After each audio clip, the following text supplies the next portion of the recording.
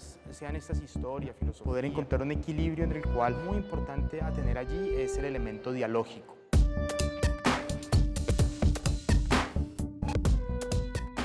¿Cuáles son las tensiones y las posibilidades de la enseñanza en términos de humanidades y más específicamente en historia en el área de las comunicaciones en los espacios virtuales? Pues bueno, allí hay, digamos, una serie de elementos que vale la pena resaltar. Por un lado, las tensiones son claramente entre la presencialidad y la virtualidad, en donde eventualmente muchas personas consideran que la presencialidad sigue siendo la forma adecuada en la cual se debe llevar a cabo la enseñanza universitaria y mucho más en las humanidades a través del contacto directo, el contacto humano. Por otro lado, las posibilidades son amplias en la medida tanto de nuevos contenidos o de contenidos más adecuados quizás en algunos casos para las generaciones más jóvenes y por otro lado de alcance, por otro lado de cobertura de cantidad de personas a las cuales se puede llegar con un mismo contenido educativo. Entonces, entre ambos elementos se genera una dinámica en la cual, a mi modo de ver, lo más importante sería poder encontrar un equilibrio en el cual la virtualidad no es una especie de remedial o una especie de educación de segunda mano, una educación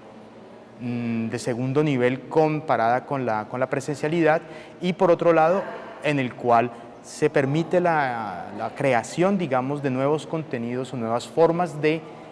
transmitir o de generar esas conversaciones alrededor de los contenidos educativos, poder generar esas conversaciones también a través de esas plataformas virtuales. Creo que aún el problema, por un lado técnico, no está resuelto, pero por otro lado el problema del recurso humano tampoco lo está, en tanto que esa tensión sigue existiendo y es tanto más una tensión de carácter social que quizás en algunos casos de carácter técnico.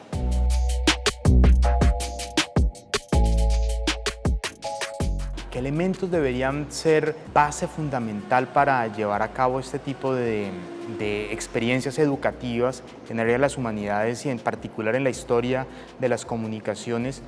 Creo que un elemento muy importante a tener allí es el elemento dialógico, es decir, es poder establecer, poder encontrar un espacio, sea este virtual, el mismo que en la presencialidad existe, de diálogo tanto entre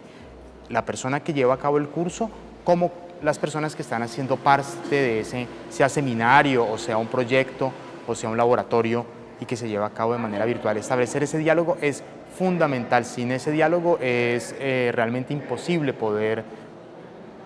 generar educación y poder generar espacios de enseñanza apropiados para este tipo de disciplinas. Un punto muy importante que aparece allí con lo virtual y es una potencialidad que tiene y que el virtual trae quizás a este tipo de contextos que la presencialidad lo hacen muy difícil, es poder tener, por ejemplo, elementos a los cuales presencialmente no se pueden acceder, como por ejemplo un museo que se encuentra en otra ciudad o que se encuentra en otro país, materiales de archivo a los cuales son imposibles de acceder porque el material es muy preciado y no se puede sacar de un sitio en el que se encuentre, y poder acceder a ese tipo de recursos de forma virtual es algo que la presencialidad no puede hacer. Entonces creo que encontrar esas dos bases, por un lado un espacio dialógico y por otro lado acceder de forma efectiva a materiales que tanto espacial como temporalmente no son posibles de acceder, son dos bases fundamentales en las áreas de las humanidades y particularmente de la historia de las comunicaciones o de los medios.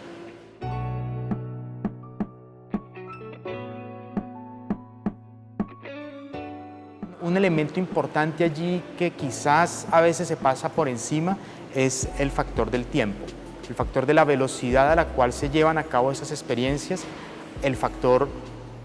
la aceleración con la cual muchas personas hoy pueden acceder a grandes bases de información muy fácilmente que se encuentran en los celulares o en las computadoras personales. Y ese factor de velocidad de acceso a esa información es algo que se debe reflexionar desde las humanidades, porque las humanidades, sean estas historia, filosofía u otras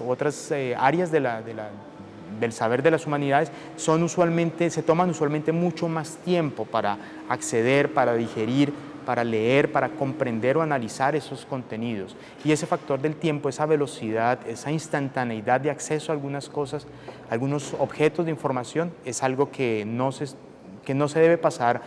por alto que debe ser considerado como algo fundamental dentro de la educación virtual.